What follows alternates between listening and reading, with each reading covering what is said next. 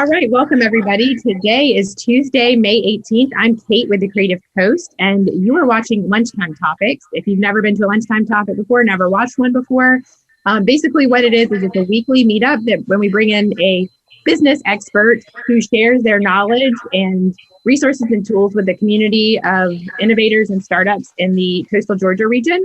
And what that does is help them level up their businesses, learn something new. These lunchtime topics are free.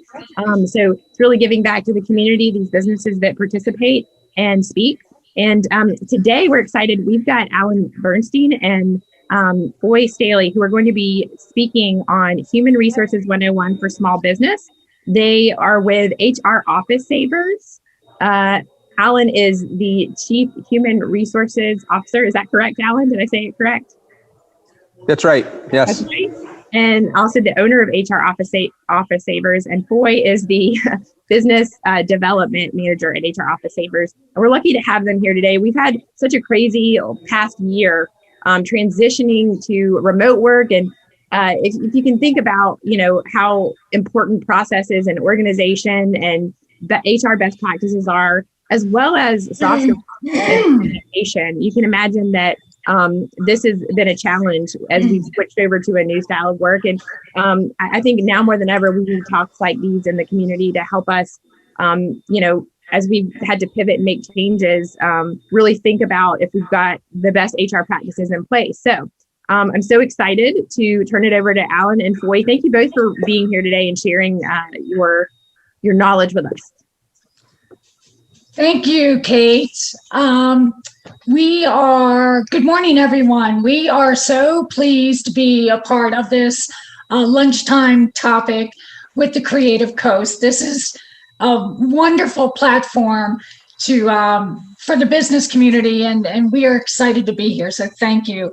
We are HR Office Savers, as Kate said, and we are based out of Melbourne, Florida, but we have newly expanded to Savannah, and I'm so excited about that. We are an HR consulting firm, and that is for small businesses, nonprofits, startups, and things of that nature. We deal with HR compliance, HR consulting, employee relations, resume writing, interview tips, and one of my favorites, something I'm passionate about, is soft skills training, which I'm going to talk about later. Today, we're going to cover the HR 101, like Kate mentioned. This is just a slide on, my role, Director of Business Development and Soft Skills Training. So you can read that. Yes, next one is our agenda today. Next slide. Our agenda is good tips and basics. Alan, can you put it to our agenda? That would be great. I did flip it for you. I'm sorry if it's not showing on the screen, but I did flip it. Okay, good. Now over there. Okay, good.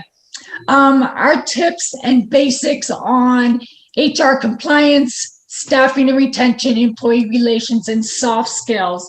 It's good timing for this right now. We are all heading back to our new normal. So these are items that are really important. We do have question and answers, but if we have such a small group today, we'd be happy to, interact with you guys. If you feel like chiming in, that would be great. If you want to just chat by text, that's good too. Our objectives today are really to provide you with tools and also to put you in the best position for HR and just talk about networking and connections. Alan is the founder and CEO of HR Office Savers. He has over 25 years of HR. He is the expert HR of everything on HR. So he will be the speaker for most of the presentation today. And he is pretty much immersed in HR. So he's the go-to man. And I'm going to hand it over to him right now. Fine. Most of my slides in HR, for anyone who's ever dealt with HR compliance, and Emily, if you're still on and you want to engage, you can share, if you're comfortable, your level of leadership or ownership. But I can tell you that the stuff that I've created today to teach folks about HR compliance and HR process is really designed for the small business owner or the new business owner that either hasn't hired yet and needs to hire, or has had a really hard time hiring. And that's where I kind of work through, because the staffing piece by itself is not the primary concern. If you think it's your primary concern, I can't find people, but really the issue is you're not managing them properly and you don't know that. You just feel like I can't find anybody, and once I find them, it's the whole process. I'm going to walk you through a little bit of that. But the first thing I start with is the part that nobody wants to talk about, which is compliance, which is making sure that you have your bedrock foundation set up for your company. So there's 4 things that every new business owner or every new hiring manager is a better way to say it. If you're ready to hire, you need to have 4 things in place in order to keep yourself out of hot water. The first, and this is not in order, but there are 4. The first one on my list is when you hire someone, create an employee file for that person. You may get asked for an I-9 form or payroll information, or if you're big enough, you may get asked for why you hired a certain person or didn't hire another person. The only way you can defend that is with data. Because if you don't have data and someone claims that you did an unfair hiring or unfair labor practice and you can't support it, you're in trouble. So I encourage every new hiring manager, start a file. At the very least, put in the offer letter. If you don't have an offer letter, print the email and put the email in the package, because you don't have to do an offer letter, but have some kind of documentation that defends your hiring decision. Also, by law, you're required to do what's called an I-9 form from the United States Customs and Immigration Service that proves that the person you've hired is legally eligible to work in the United States. And you don't have to submit that anywhere, but you do have to file it away in case you get asked for it. Also, you have to do, of course, tax forms if you hire someone. And I have another slide, which you won't see because we're not showing slides right now, but there's a difference between hiring an employee or an independent contractor versus consultant. That becomes a huge question for people because the IRS considers an independent contractor an easy way for an employer, for an employer to avoid paying taxes.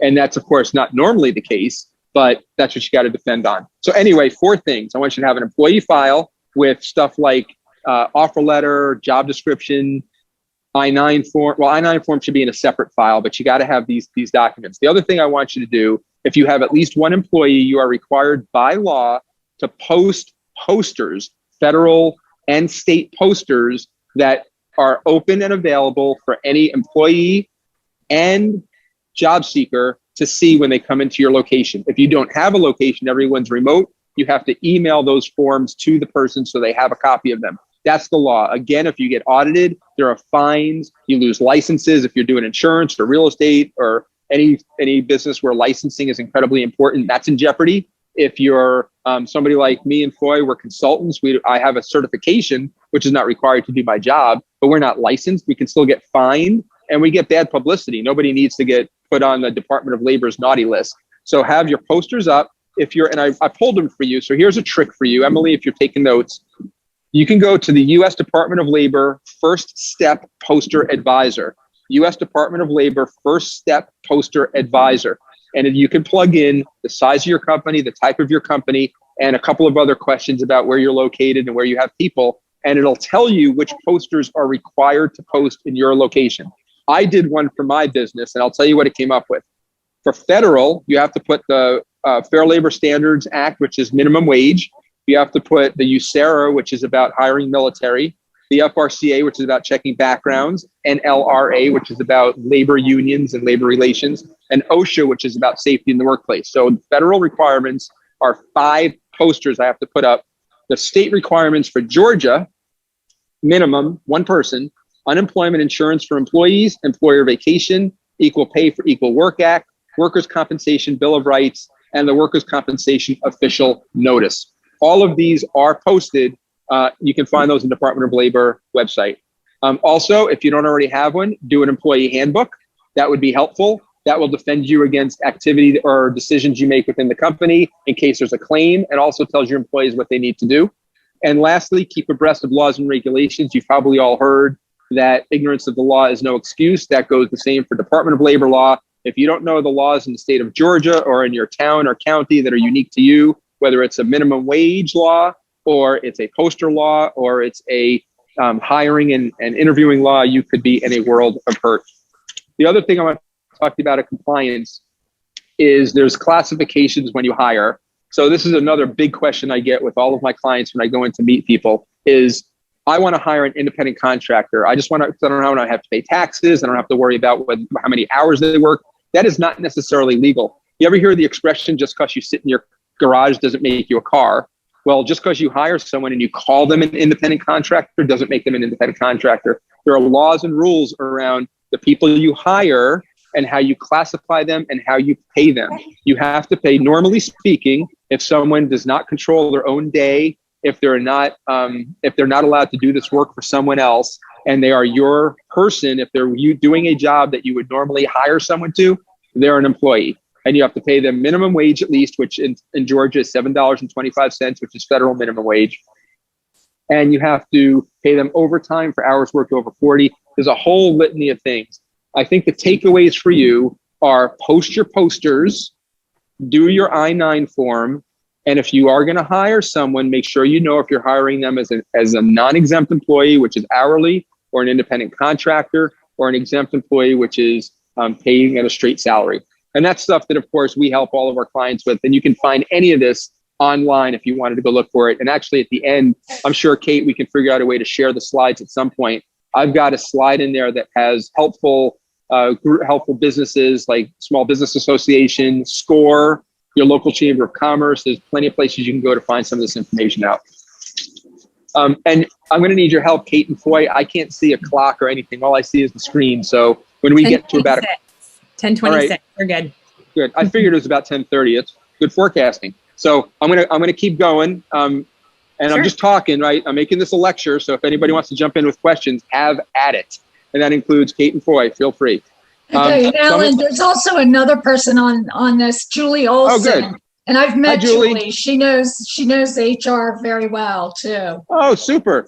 Well, Julie, then I'm giving a lot of basics and background, but if you have other information or framing or things that you've experienced, it would be great to hear from you also to help teach the folks that are going to listen to this podcast or broadcast later.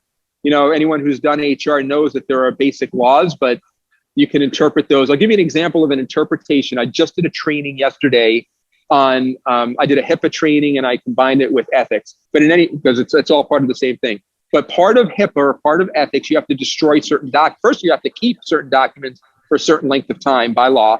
And then after a certain length of time, in HIPAA's case, 6 years federal, maybe longer in your state. In employment documentations, it's usually 3 years. After the time you're required to keep, you should destroy the documents. But there's no requirement for what it means to destroy. So do I put it in a bin and let the recycle people come and get it later? Do I throw it through a shredder? Do I burn it? Do I boil it in water? Do I let it shred? I mean, literally, how you shred documents is not as important. How you destroy documents is not as important as actually destroying them and validating you destroyed them. So if you're the kind of company that puts a document inside one of those, quote, shredding bins, unquote, that get picked up weekly or whatever frequency you have them picked up and taken to a dump site or burned in the big dump truck or whatever, automatically shredded, that's fine. Just keep your receipts, keep your documentation, keep your tracking when they picked it up. Because if anything were to happen, you're still liable if there's some kind of document that gets picked up later. So a couple of things I'll touch on. I touched earlier on the staffing process, and I do want to talk about staffing, but I want to focus on staffing is one of the things that I hear about all the time walking into a company also. But what people confuse is their problem isn't staffing. There's gazillions of resumes out there. If you go to Indeed, there's millions and millions and millions of resumes. And you can probably find thousands of resumes that generally qualify for what you're looking for, unless it's a real specific type of job.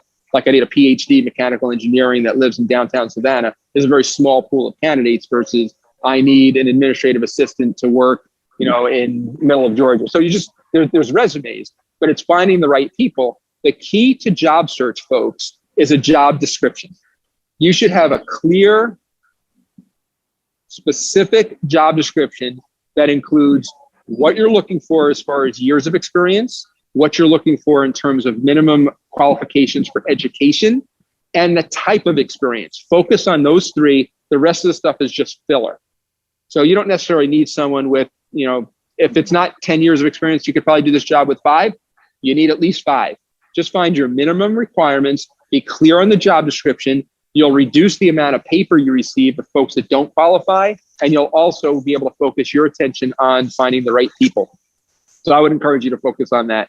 I'll also touch on something that I teach on that I find very helpful, and I will share with you that there's some mixed academic reviews on this, but I am of the school of thought that past behavior in a job or a company is the best predictor of future behavior or success in a company. In other words, if you're at your last company, handle things a certain way. I call this behavioral interviewing. It's called behavioral interviewing. I don't call it that. It's called behavioral interviewing. It's also called situational interviewing. If you behaved in a certain way in your prior job in a given circumstance, it is highly likely you will act or behave the same way in a new job. And so when you ask questions, typically managers will ask, so how do you feel about showing up to work at 8 o'clock in the morning? Is that doable for you? Sure. Well, have you ever worked at 8 o'clock in the morning before? No, most of my jobs are 9 and 10 in the morning, but I'm really used to, I'm okay waking up early. I get up early anyway. I can be here at 8. And you kind of end it there. But a better way to ask the question would be, our jobs here start at 8 o'clock. Is that a problem for you? No, of course not. Great. Can you give me an example of a time where you had to get up earlier than normal and how you handled that? So you're trying to get inside this person's head, just a little bit inside the psychology of how they think. And then the answers are usually not wrong and not right. They're just telling, because the way they answer the question helps you to understand whether they'll fit in your company or not. Well, I have 4 alarm clocks and I have a brother I live with, and he has a dog that usually wakes up at 7 o'clock and barks a lot. And so that usually wakes me up in time. That's not really giving you a lot of information, and you're really not trusting that this person's going to show up at 8 o'clock. But if they start answering the question like, oh, I had that problem when I was in my senior year of high school, and the times changed and I really had a hard time getting up. So what I learned to do was I would make sure I went to bed a little bit earlier, and I bought an extra alarm clock, and I set my one alarm. So they get really specific and they talk you through what they've done. It gives you more confidence on how they think. That's how you can get a little bit more inside an individual's head on whether or not you think that they would be able to perform in the job that you're looking for. So that was a crash course on behavioral interviewing. It's always a lot deeper, of course, but just to give you a little bit of a starting point. I want to transition now into employee relations, which is kind of piggybacking on what Foy and Kate were talking about before when I was logging in. So a couple of things I want to make you aware of. Workplace safety usually doesn't get considered as an employee relation because you just don't think about that, right? We think our places are safe. Did you know that by law, you are required to create a safe work environment for all of your employees, both at your work site and when they go somewhere else to another work site? So if you're a cleaning company and and they come in, they meet with you, 7 o'clock, you have a wake up call, everybody comes in at 7, you meet, you talk about your day, and then you send everybody out on their assignments. You are required by law to ensure that the assignment they go to is also safe. If they get attacked by a dog, you're liable. Sure, the homeowner's liable too at some level, but you need to create a safe work environment of known and potentially known hazards. If there was no way of knowing that homeowner had a dog, or you asked and it was part of the survey and they said they don't and they did, you would of course be able to mitigate your liability because you asked all the right questions and checked. But it's an important piece that I talk to people about that they don't really get. You're required to create a safe working environment, at least free of hazards. So you don't have to create this Nirvana Google place, but certainly have a place that's free of hazards. Don't block the back door. Make sure if you've got a higher step than others, you put a note, high step, be careful. Make sure you have egresses and exits and ways that people can get in and out. Make sure that if there was another pandemic, or even better, safe work environment isn't just physical safety, it's also personal, internal safety, and also emotional safety. So I'm going to cover a little bit about bullying and harassment because you have to create a safe work environment. But during the pandemic, if you weren't following the COVID rules and somebody got sick at your location, you're in trouble there too. So you've got to create a place that's safe. I'm creating these policies now for all of my clients, an infectious disease policy that covers, of course, another pandemic, but also, how it's a badge of honor sometimes, it used to be anyway, to show up at work with the flu. Oh, I have the flu, but don't worry about it. I took Dayquil, I'll be fine. No more, right? Somebody shows up at your place sick, send them home. Have a policy that says if you're sick, you don't work. They may lose a day's wages, but it's better than losing a whole office week wages and week delivery. So you got to protect your company and protect people from each other through things like that. You also have to be careful about bullying and harassment and discrimination, things that can create an unsafe work environment. There's not a lot of it. It's a very small percentage, but when it does happen and you have real hard workplace violence, unfortunately, people die in the workplace. There are crazy things that happen. In And if you read all the case studies and you go back on the whole analysis of it, in every single case, this was not the person's defense, literally every time. So nobody just loses it. There's always some kind of history.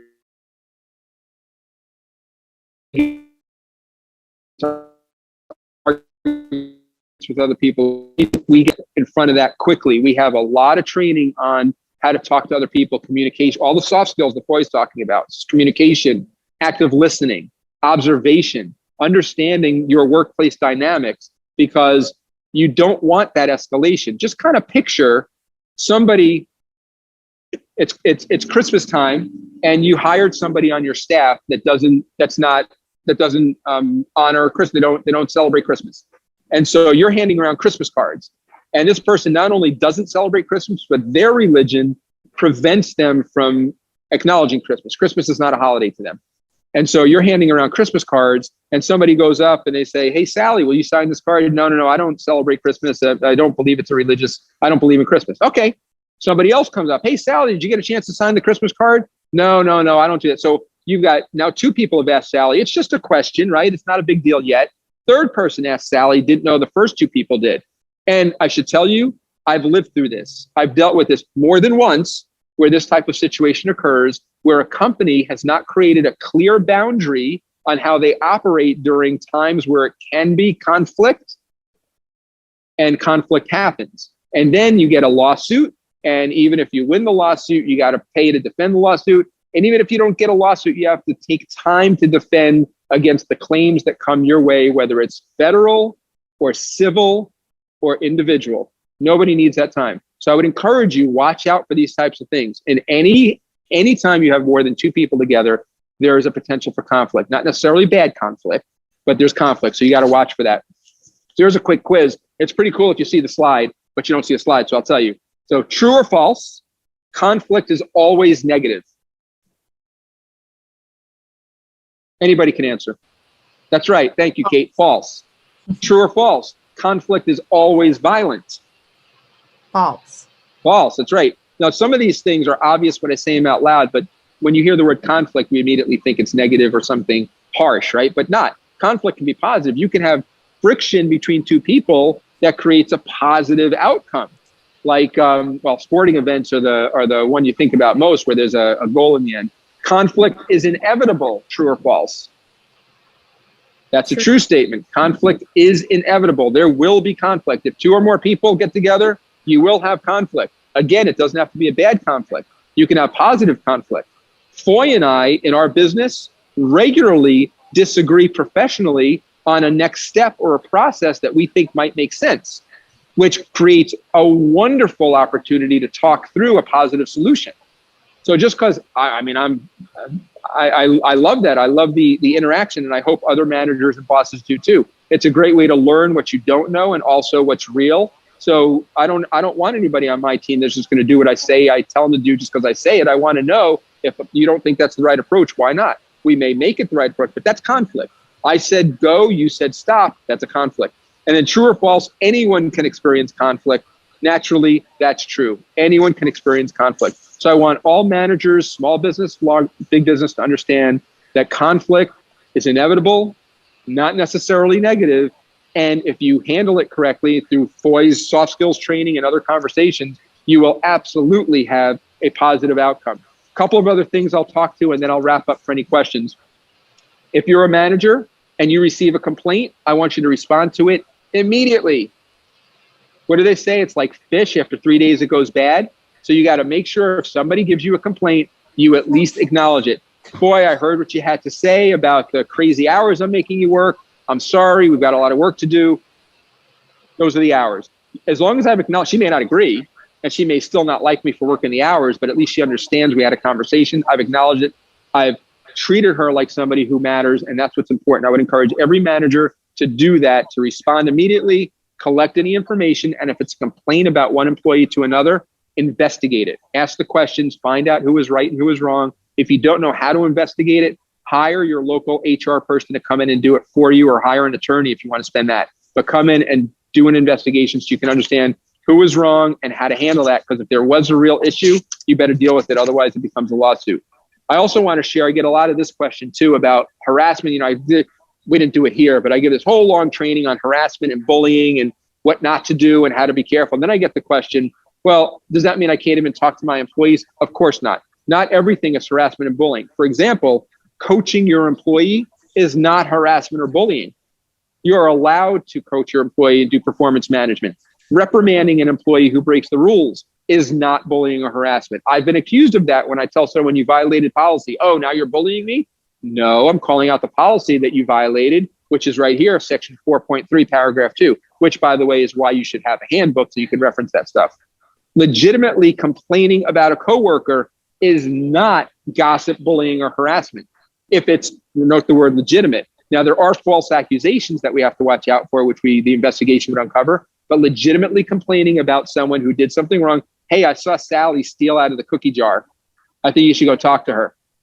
If that's true, thank you for telling me. And if it's not true, you still don't get any retaliation. I just need to know if you saw something. And of course, not being personal friends with a coworker is okay. We didn't all join. Some people join companies to make friends, no doubt, but you don't have to. Joining a company and being friends with someone is not required. It's about being colleagues and supporting each other. Boy, talked a lot about communication, active listening. Boy, we've got classes on that. Maybe we can think about doing that too. That would be really helpful for folks. And then when you do have a complaint about one person, do your very best to not address all the employees about one person's issue. A lot of people do that, managers, companies, and it's really not fair to the rest of the employees. I mean, if it's a real broad issue, like you're finding that a lot of people are coming in late or leaving early, and you've got one or two specific complaints, fine, you can address it to the team. But if you've got one issue going on, don't bring the whole team together to say, I need everybody to be more clear in their documentation because I'm not able to read everything you write and there's a lot of spelling errors. If it's just one person, don't make it broad. That's not a good employee relations move, and your team will not respect you for that. They will actually, that's one way to lose respect. And then last thing I'll tell you about employee engagement and all these other pieces is really the front end of everything starts with the hiring process.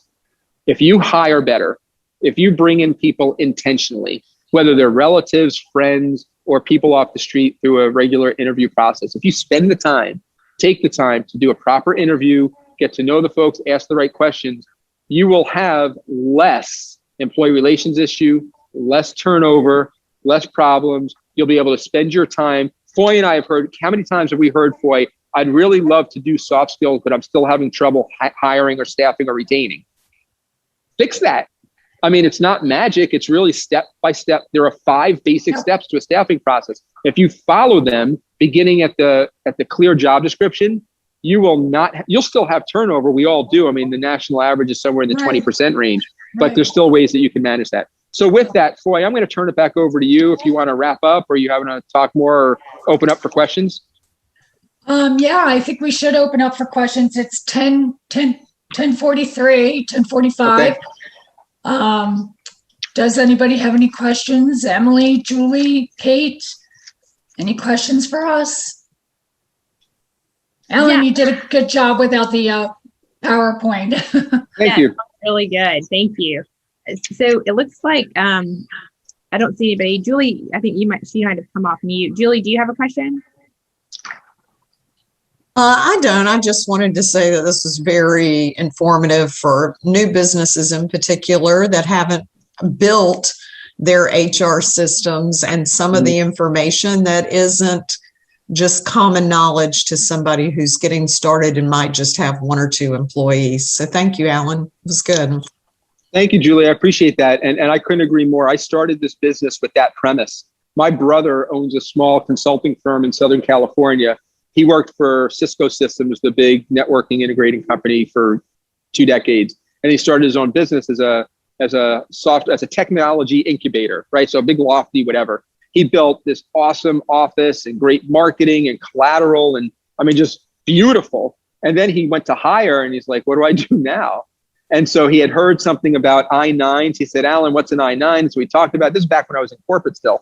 But it occurred to me and him at that time that a lot of small businesses are really good practitioners, but don't fully understand the behind the scenes, the back office stuff that, becomes unfortunately secondary until you need it. And then you're in trouble and you got to catch up and you can't. So yeah, thanks for that comment, Julie. That's, and also to that point, I want to share this. You'll see this in the slides when you see it, but I created a slide for other places you can go. I'll show it to you on the screen here. I got a list of companies of different organizations, mostly free, that you can go to and learn and do your own research. I mean, I like to say, I hope you don't need me, but if you do, here I am. And I try to share with everyone how they can become more educated in this process on their own. Small Business Association, local Chamber of Commerce, Equal Employment Opportunity Commission, Department of Labor, Small Business Resource Center, Small Business Development Center. They're all over the country, SBDC. The SCORE, Service Corps, retired executives are all over the country. I'm a member of the Society for Human Resource Management. You have to pay to be a member, but they have some free stuff online. All these businesses have online capabilities and data that you can pull. It's really quite helpful. And I think I liked you brought up behavioral interviewing, because I think a lot of people, especially in a tight market, are just looking for somebody to fill the role. And the problem is, if they don't get the right person, then down the road, they're going to be in the same situation. It's not going to work out. And or they're going to run off their customers. And so I love the behavioral interviewing. That's great. Yeah, thank you. It sounds like you've been to this rodeo before. It's once or twice. Right. Well, and the more, I think it's like anything else in life, the more, we take so much, and I'm not going to compare this to a medical issue, but you hear this, right?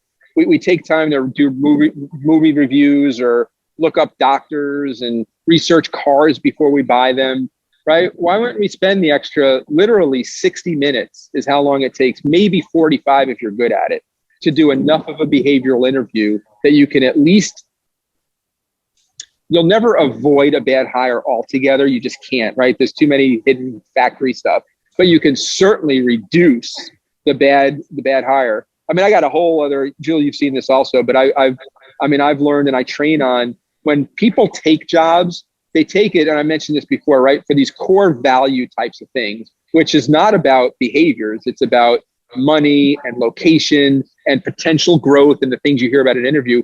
We hire because of technical skills. But in both cases, I fire because of behaviors and I quit because of behaviors. So if we were able to flip that around, we would do so much better with retention and unemployment. Right. And I think some people even think they understand behavioral interviewing because they say, give me an example. And as soon as somebody gives them a surface example, they go, okay, right. Yeah, they got it. And it's really about digging deeper. Yeah. That's right. Situation, task, action, result, right? Get into it. Ask the why question a couple of times. Why did you do it that way? What would you have done differently? Yeah. Don't be afraid to ask questions. If you're a manager, you are investing in this person. You're investing in your company. And I think, Julie, you just said it better than I could have, which is, this is your new face, right? You're putting this person out there in front of clients, even if it's behind the scenes, they're handling stuff. If you're not comfortable, if you can't trust or support, that's a problem. Thanks, Dad. Great. Company in Savannah called Focus Lab. And I actually, a couple months ago, wrote an article covering their HR practices. And one of the things that they really drill into all of their employees and their new hires or in their interview process is their core values, which are very action oriented. And they literally hire and fire by their core values, they say. It is like the extreme guide to their company, and they continually come back to those. And I wish I could share them with you right now because they're a little bit unique. Like they even won't take customers that are clients that cause issues for their employees, which is kind of interesting. Like they are so so many people want to work for this company that they have no problem finding people because not only do they pay really well and have all the benefits, but the way they treat their employees, which a big thing for them is everyone deserves dignity, is a huge factor in why people don't want to leave their company. And they're able to find the best talent in their industry, which is design work, which is branding design work, because they have these very intentional core values that align with their handbook and what they expect to see from employees. And it's just really interesting. I just wanted to comment on that point because they really don't have a lot of turnover at their company at all. So I think you're right on target. And you brought up something about, and I'm sure Alan and Foy would agree, that understanding your corporation, your company, and your values, your HR processes should align. I worked with an organization that became one of the top 100 companies to work for, but part of it was they started with, what are our values and how do we live them? And so then the HR processes followed. And I think that's a thanks for sharing that, because that's a great way for companies to do that. Yeah, they're definitely a coveted company to work for. I wanted to point out, Emily Doherty just asked, and maybe in those resources you shared, Alan, there's a specific link or the best resource. She said, I want to hear more about soft skills. I don't know if you want to chime in any more on that, or if there's somewhere we could direct Emily to that you guys utilize as a resource or handout to people. Well, certainly I could send her information. I don't know if she's talking about training, but soft skills is something that we all have, and that starts from when we are young. It starts at home and it starts in the schools. Now, sometimes we lose it. Everybody can brush up on their soft skills. So the kind of soft skills that we focus on, a lot of employers, they're concerned about the basic skills, and some people don't like the term soft skills. These skills are necessary skills in the workplace. They are important. And what it is things as simple as a good attitude, or relating to each other in the workplace, or critical thinking, being on time, not being on the phone all the time, things of that nature, communicating, that's always the number one. So those are the kind of skills that we're talking about, the real, interacting with each other. We do training on all those skills. We have a great training course. We come in, we do an assessment of the employees, we talk to the managers, we find out where the issues are, and then we customize our training and go in and do a workshop for them. And it, we're successful with it. It really helps. So right now, businesses are hiring or trying to hire. And soft skills are very important because you want to lower the turnover for employees. And so in order to do that, we have to start at the top. We have to start with our managers. And how do you know if your managers, how do you know if your employees have the qualities, the soft skills? Basically, you need to talk to your employees. You can do engagement surveys to find out if they have these soft skills. Just talking to them and finding out if they have soft skills and what they know about soft skills. Questionnaires are great. Even the Likert questionnaires are good tools to pull out of your tool belt to give to these employees. Okay, so I do want to talk about an interesting story that I read about. Some people might have heard about this. Google did a project a few years back called Project Oxygen. And what they did was they took high-rated managers and low-rated managers, and they had employees under them take like an engagement survey, and they collected the data. And it was very interesting in this data because in the data, they asked questions just about the culture, about how the managers communicated with them and everything. And what was so interesting in the data that was collected is that the top of the list was all about soft skills and the impact that the soft skills, like the communication that the managers were making, the coaching that they gave, all of that was at the top of the list. And at the bottom of the list was the technical skills. So it really proves that, employees really look to upper management and supervisors for soft skills also. So it's not just employees that need to have the soft skills. It's also the managers. It has to come from the top. So I found that very interesting that they, that it was such an impact for them, that like the top 8 things that were high on the list was soft skills. So I thought that was really important.